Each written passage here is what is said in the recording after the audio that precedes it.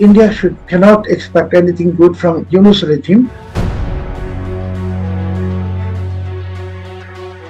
The jihadis, for the jihadis in Bangladesh, their common enemy is India, and their facilitator is Pakistani high side and China. Yunus is actually having the blueprint of turning Bangladesh into a caliphate.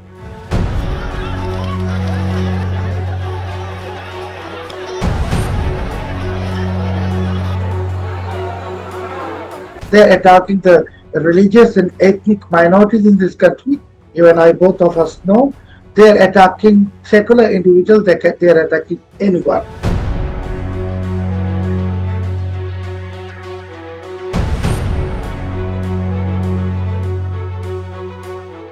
Is the caretaker government in Bangladesh, the Yunus regime, trying to dismantle the secular fabric of Bangladesh?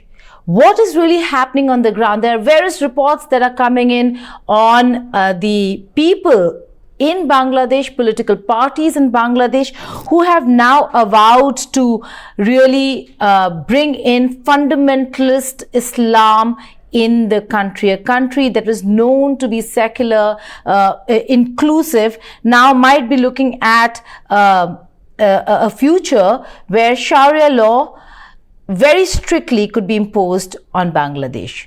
More so, reports of Yunus regime dismantling the Bangladeshi military. What's really happening in Dhaka? To discuss all this and more, I'm being joined by senior journalist Salah Uddin Shoaib Choudhury. Shoaib, thank you so much for joining us again on India Today Global. Let's begin with the fact that you yourself have written on how very systematically there is a dismantling of the military apparatus, the military intelligence of Bangladesh in order to grab power. What do you mean by what you've written? Tell us what is happening on the ground. Thank you very much, Geeta. As we know that Yunus is actually having the blueprint of turning Bangladesh into a caliphate. And recently, one of the key allies of the Yunus regime, the chief of the Bangladesh Islamic Constitution Movement, is a political party. His name is Mufti Rizaul Karim. He publicly told media that they are willing to turn Bangladesh into another Afghanistan. Now, when the jihadist coup took place last year, immediately right before that jihadist coup, hundreds of terrorists and militants, including members of Ansar al-Islam, which is a local franchisee of Al-Qaeda, Hizb ut-Tahrir and others, they were released from the prison. And since then, there is a well-orchestrated process of destroying democracy and democratic institutions of this country and turn Bangladesh into a caliphate. Now, as we also know that recently, just last week, 3 brigadiers of Pakistani army, actually they are the covered officials of the ISI, they visited Bangladesh. They also went to Ramu in Cox's Bazar district, which is called the 10th Infantry Division of Bangladesh Army.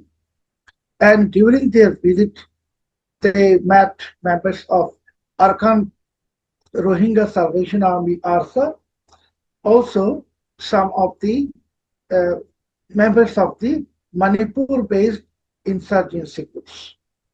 And they left Dhaka on the 6th of July.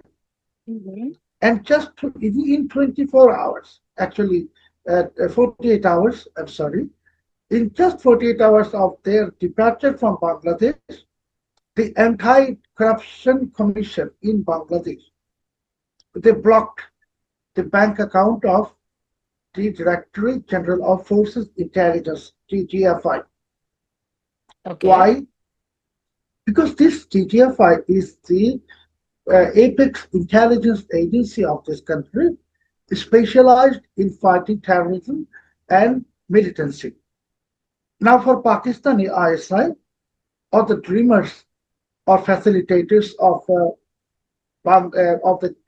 the caliphate project in Bangladesh, for them, this kind of the organizations which is fighting jihadis and terrorists, this is actually remains it becomes a top hurdle challenge. And just in 48 hours of this ISI officer leaving Bangladesh, the Anti-Corruption Commission blocks the account of DGFI. Now, please remember that this is Anti-Corruption Commission. And they are blocking the account of country's apex intelligence agency without any reason. And when they block the account, they want to prove that our prime apex intelligence agency, DGFI, is indulged into corruption. No, but is that the reason that they're giving? Are they talking about corruption? The allegation is of corruption, or is the motive something else? Did the DGFI move against these political parties that are aligned with the Yunus caretaker government? What is the real reason behind and the motive behind this? They did not show any reason why they blocked the account. But what was the DGFI doing, Shoaib, that it led to? Yes, please. Coming to that point, and immediately after Yunus regime seized power in Bangladesh, all the former director generals of DGFI and the directors of the Counter-Terrorism Bureau, this regime brought charges of crimes against humanity against them. They raided their residences inside the cantonments. So the crime of DGFI is fighting terrorism and militancy, and this is actually making this organization an enemy of Yunus and his cabal of the jihadis and terrorists. Now, very importantly, Gita, in the entire world, you will not find a single instance where Anti-Corruption Commission or a government or a regime blocked bank account of country's apex intelligence agency, which is basically dedicating in fighting terrorism and militancy. So Yunus does not want any organization or institution in Bangladesh to remain to exist which would fight terrorism and militancy. On the other hand, there is another very alarming side of this action. Yunus is actually willing to dismantle Bangladesh armed forces and replace it with Islamic Revolutionary Army, IRA. As you know, this month, July, they are going to declare the July Proclamation or July Charter. Okay, what is that? Yes, this month, by this month. So what is the July Charter? I'm coming to that point. So under the July Charter, they will proclaim this regime as the revolutionary government, and they will nullify country's constitution, not suspend, nullify completely. Meaning they will then sack the president of this country, President Salah Uddin Ahmed. They will also sack Army Chief General Waqar Zaman and all others holding the constitutional positions. So this is the actually project or plot Yunus is advancing, and as part of that plot, Yunus has now hit the DGFI, and DGFI hit is very dangerous because why I mentioned that Anti-Corruption Commission has blocked the account of DGFI, because DGFI comprises all army officers, meaning their commander is General Waqar Zaman. I was just coming to that, Shoaib. Let me just come to that. Waqar Zaman, General Zaman, has a position, and he should have a say. What is his position in standing, and what is happening? The dismantling of DGFI could not have happened without approval from the general himself. And in such a scenario, what's the position that the military chief has taken, the army chief? General Waqar Zaman enjoys support of the majority of the army officers and soldiers. It is true, but you're right that nothing happened without his consent, like blocking the account of DGFI or bringing charges of crimes against humanity of all against all the top military officials. Also, there are unknown number of army officers put on house arrest inside the cantonment. So everything is happening under the watch of Wakr Zaman. Now, why Wakr Zaman is allowing this, I am not aware. No one is aware. But I think he is. I don't think that he is aligning with Yunus. I don't want to believe actually. But after the latest incident of the blocking the account of DGFI and the silence of General Wakr Zaman, I think people may start thinking that Wakr Zaman has surrendered to Yunus, or somehow he has been made scared by the Yunus regime. And Right. most importantly, you are a senior journalist also, Geeta. You know that the news that they spread about blocking the account of DGFI yesterday, that I have clarified with my post on Accenture. So it was natural that ISPR would have come up with a statement because this was a wrong interpretation. But ISPR is totally silent. They did not say anything until today. Until now, they have not said anything. So meaning, some people inside the army are also scared, including, I don't want to believe, but I would like to say that including General Wakr Zaman. He seems to be scared because Yunus is gradually intensifying the culture of mob violence. Okay, why do you say that? Why do you say that, Shoaib? Because, as I said, that Give us instances as a journalist. Why do you say that? because Yunus is, as I say, advancing and promoting and patronizing the culture of mob violence. And inside the Bangladesh army, a very significant portion of the armed forces, they are radicalized, at least 30%. Where does this leave? Where does this leave minorities? And give us instances of mob violence. Why do you say that Professor Yunus is encouraging mob violence in Bangladesh today? Last week, when Yunus press secretary was asked about the mob violence, he said it's not mob violence, it's a pressure group. But this mob violence, they're attacking the religious and ethnic minorities in this country. You and I, both of us know, they're attacking secular individuals, they're attacking anyone. And Bangladesh police has already been destroyed by this regime. You know that almost every day some police stations are attacked, even today. And during this jihadist coup, hundreds of police officers were murdered by the cronies of Yunus. Now Yunus wants to push the fate of Bangladesh armed forces to the same direction. He wants to destroy. He must destroy Bangladesh armed forces. And as I said, he is planning to establish Islamic Revolutionary Army, and because Bangladesh will be becoming Islamic Republic or Caliphate or anything, because that will be a revolutionary government comprising mostly radical Islamists and jihadists from Jamaat-Islami, Hizb ut-Tahrir, Hifazat-e-Islam, Islamic Constitution Movement, even Al-Qaeda. So this. Shoaib, what's the compulsion here? Professor Yunus, when he took over as the caretaker government, spoke about development, spoke about how there needs to be reforms in the country, so on and so forth. Where is the need and so much of dependency that we're now seeing on the right-wing extremist Islamist groups? And why so? First of all, I'd like to clarify one thing. Yunus does not have any caretaker government. There is no caretaker government. He proclaims to be heading an interim government, but in reality, yes, the interim government. In reality, he is the chief advisor to the president. Actually, he is even not having any government. He is the chief advisor to the president. Now, Yunus was brought into Bangladesh by the Islamists because to oust Sheikh Hasina from power, the jihadist coup of 2024. Actually, the process began in 2022 or even before. So this was a long course of the efforts and actions by the jihadis and Islamists. And you and I both know that there were foreign elements like US Deep State and others, including Pakistani ISI, of course.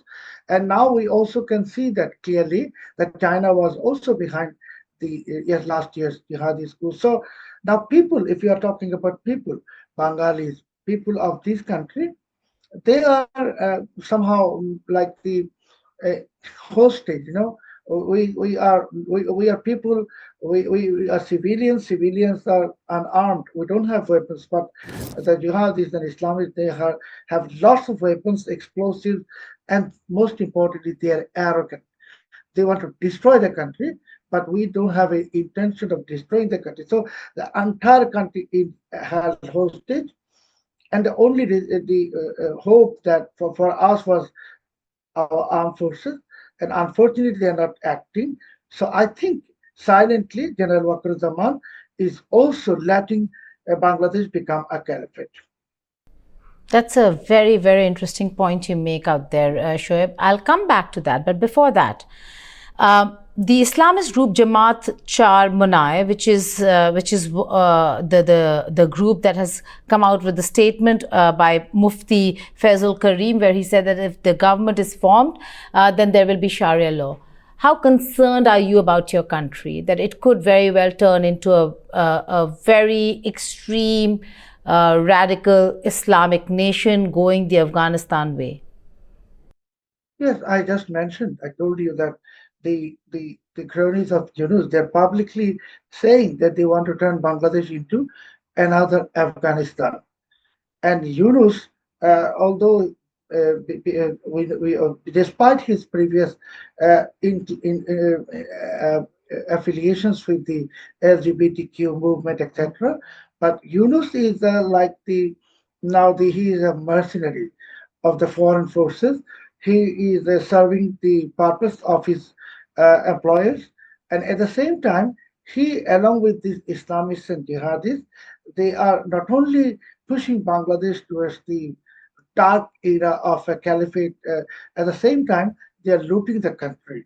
For your kind information, during the last 10.5 months, there is not a single dollar foreign investment in Bangladesh, but almost $9 billion were smuggled out of this country. 80,000 crore taka, 80,000 crore taka has been looted from the Bangladeshi stock market. So this is all around. That's a massive claim or an allegation. Are there details? It's not an allegation, it's an information. And if you see Bangladeshi media, you will see that most of the advisors of the Yunus regime, there are allegations of their corruption. Every day there is a report in the local media or international media. But it means they're very much involved in rampant loot and corruption. Actually, this happened also in Afghanistan and other countries, wherever there is a kind of the Islamist regime or caliphate. It also happens in Pakistan. So I think Bangladesh, unfortunately, is heading towards the fate of Pakistan, where we may soon become a beggar nation.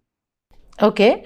Again, how concerned are you? Do you really think this could happen? Give us the numbers on should elections be held. Which are the political parties which are extreme right wing that could make a mark and the country could turn into what you fear it is going to be, an Islamic radical fundamentalist nation? Actually, as you know, that Yunus has banned Awami League only a couple of months ago. Yes. And the only party which was considered by the people of Bangladesh, which would demand holding elections soon, it was Bangladesh Nationalist Party. But on June 13th, Yunus had a secret meeting with the chief of BNP, Bangladesh Nationalist Party, in London. And following that, BNP has suddenly shifted its stance and voice. It is now supporting Yunus. So even according to those who were supporting Yunus during the last year's jihadist coup, they are also saying They don't see any election in Bangladesh even in the coming years. And Jamaat-e-Islami and other Islamist forces, they are publicly saying, openly saying, that elections should not be held now. So Yunus has no intention of holding election. And as I said, that this month they are going to declare the July Charter or July Proclamation, and after that there will be a revolutionary government like Iran. And once they succeed in declaring a revolutionary government and nullify our constitution, then there will be no reason for anyone to believe that there will be an election. Yunus may become the president of the revolutionary government, similarly as Ayatollah That's very Ruhollah Khomeini. interesting. Yes. So Bangladesh is not going to have any election even in the foreseeable future under Yunus regime.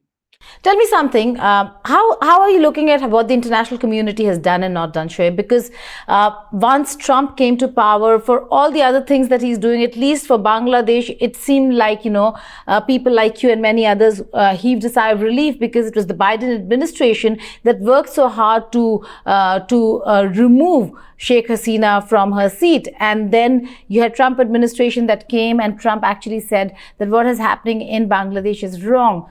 Do you think there could be an intervention from Washington, D.C.? And that's what maybe the Yunus regime fears, because for them, they were so connected to D.C. Now, they, in all probability, have lost that contact. Unfortunately, that Donald Trump, we knew during his first tenure term, now during his second tenure, Donald Trump himself is a confused person. He doesn't know what to do or what he is doing. At the same time, as you know, during his first few days, he declared war against the deep state. And now, as you said, is we can see that he is punishing those who were his lieutenants in his battle against the deep state. So Donald Trump is clearly retreating from his agenda of fighting deep state. And Donald Trump is also going to implement the blueprint of the deep state. It doesn't matter whether it is Joe Biden or Barack Obama or Donald Trump, because they are on the agenda. And Donald Trump and the United States and the deep state, they want the Chittagong port from Bangladesh. They want a corridor to Arakan state. They want an air base. They want our San Martin Island. And Yunus is the only person who is readily offering everything to them. Any democratically elected government, even a military government in this country, it may not allow Americans all those things, because it will greatly compromise our country's national security. But Yunus does not bother about national security of Bangladesh, because he is here to serve the purpose of his employer. And that's the reason Donald Trump will and is actually openly or silently supporting Yunus. Okay, sure. My last few questions will focus on security, particularly for India in the neighborhood. With the Islamic extremism growing in Bangladesh, with the radical Islamists now finding a lot of space there, how concerned should India be in terms of insurgency increasing or resurfacing in the northeast of India? Gita, if we look into the Middle East, for example, Lebanon or Egypt or even the so-called Palestine, so you see their common enemy is the Jews and Israel. And the jihadis, for the jihadis in Bangladesh, their common enemy is India. And their facilitator is Pakistani ISI and China. And Pakistani ISI to Pakistani ISI and China, India is their prime enemy. So I think they're going to do everything, and they are actually doing even now, which would not only jeopardize Bangladesh national security, but it will pose, and it is posing actually very serious threat to India's national security and also security of the entire region. But for India, as you know, that we share a huge border with India. At the same time, particularly your West Bengal and the northeastern states. So it has quite good communications with Bangladesh. So in Bangladesh, the whatever jihadis are plotting, whatever jihadis are trying to do, it is actually ultimately it is to cause damage, loss, or at optimum damage, I should say. There is a best word to India. And of course, until Yunus regime remains in power, India's national security is at risk. There are, Shoaib, reports that are emerging that Indian agencies have now detected increased chatter, they say, from groups like Ansarullah Bangla team trying to radicalize youth in Bengal, in West Bengal and Assam. What are you picking up on what's really happening on the ground on that front when it comes to increase in militancy, insurgency that we've seen in the past, but now that resurfacing with Ansarullah Bangla team trying to radicalize youth in the border areas of India? You see, if you have seen what happened in Malaysia recently, 36 Bangladeshis arrested, clearly with their affiliation with Islamic State. And as you just mentioned, Ansarullah Bangla team, which is now known as Ansar al-Islam, is Al-Qaeda franchise in Bangladesh. So Islamic State and Al-Qaeda is very much existing in this country, in Bangladesh, and particularly since the last year. Jihadist groups, their activities have alarmingly intensified. And I can also tell you that there are many sleeper cells of Ansarullah Bangla team in particular and the Jamaatul Mujahid in Bangladesh JMB inside some of the places in West Bengal and also in your northeastern region. So, I mean, altogether from Malaysia, recent incident to what is happening here, and you are also an expert. You know a lot of things about the jihadist and terrorist modus operandi. I think for India, as a person, I mean, who is so myself, I have been studying this kind of the counterterrorism issues for almost 3 decades, more than 3 decades. So I can tell you that Bangladesh ruled or influenced by jihadis and Islamists, dominated by jihadis and Islamists. I think everyone in India and the region, they have to worry about. And as I said, that Lebanon and Egypt and other nations, the way they are threat to Israel's existence, possibly these jihadis cannot be threat to India's existence, but it will be a serious threat to India's national security. Very interesting. Shoaib, when we had the Sheikh Hasina government in Bangladesh, there was a lot of cooperation when it comes to insurgency, militancy, counter-terrorism and counter-insurgency cooperation. With the Sheikh Hasina administration of the Awami League gone, should there be continuation of the Yunus regime, or for that matter, a new government under the BNP? How can India then trust Bangladesh, the interim government or the future governments, in ensuring security and of Indian territories, as also securing the borders? Actually, for Bangladesh, India cannot expect anything good from Yunus regime because, as I mentioned, that it has been planted by the enemies of India, Pakistan, ISI, China, and others.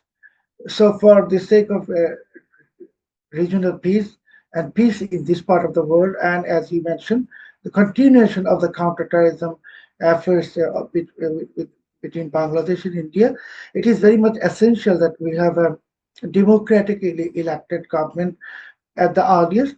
And meanwhile, actually, as Yunus is the greatest threat to Bangladesh also, I think now if General Zaman is really having the fractional percentage of patriotism in him until now, and if he wants us to believe that he is not afraid of Yunus or anyone, then I think now there is an essential need of armies, military to take military initiatives, remove Yunus from power, and let there be a election time caretaker government. Because with Yunus and his jihadis, Islamist cronies,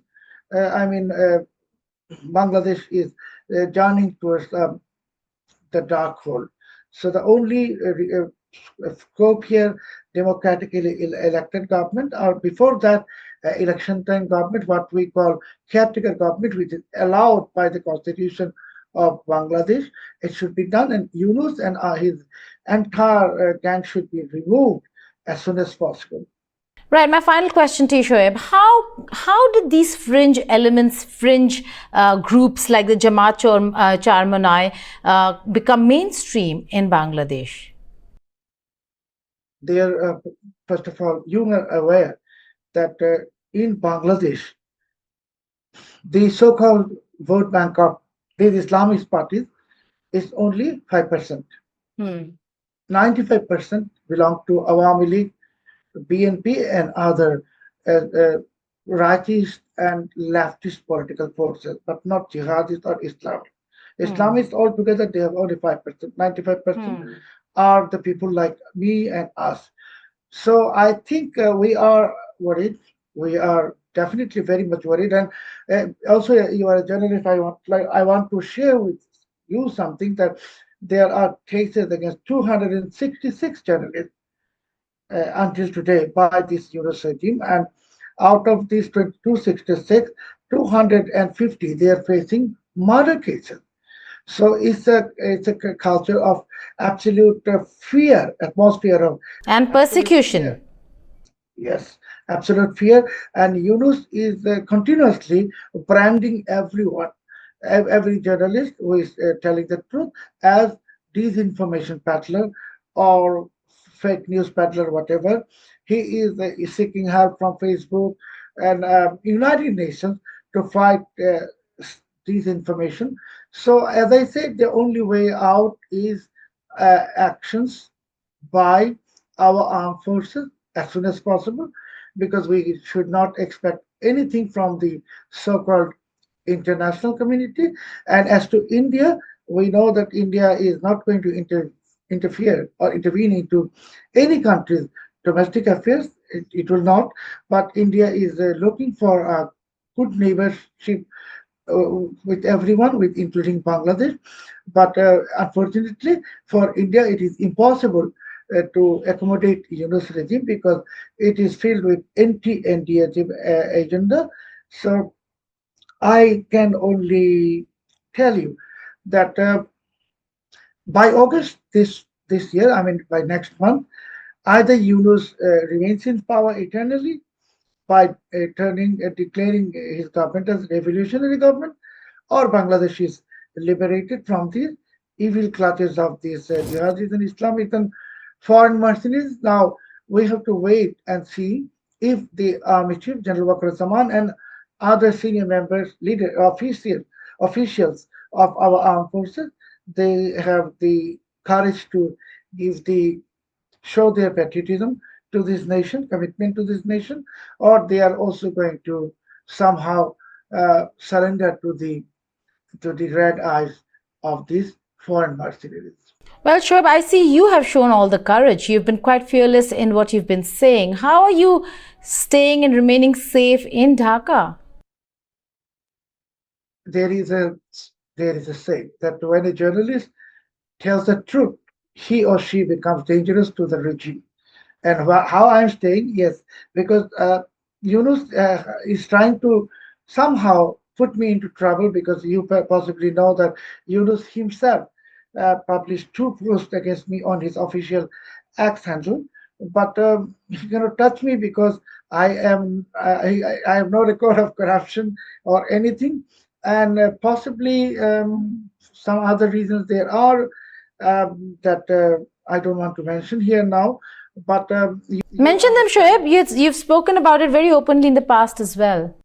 No, I think I am not trying to say something that there are many resolutions in the US and Australia Absolutely. and other countries in my favor.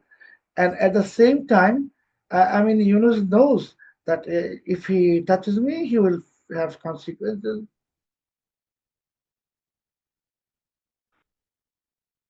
Okay.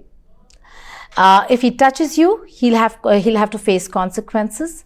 But despite and in spite of that, you know that there are many radical Islamist, extremist groups and people roaming around freely in the streets of Dhaka. So I only hope and pray that you stay safe, Shoaib, because it's very important that you speak truth to power, but you also remain safe.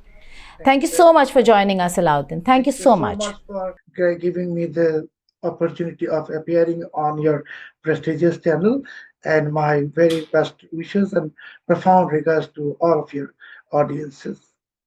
That's Salah Uddin Shoaib Choudhury, editor of The Blitz, joining us from Dhaka.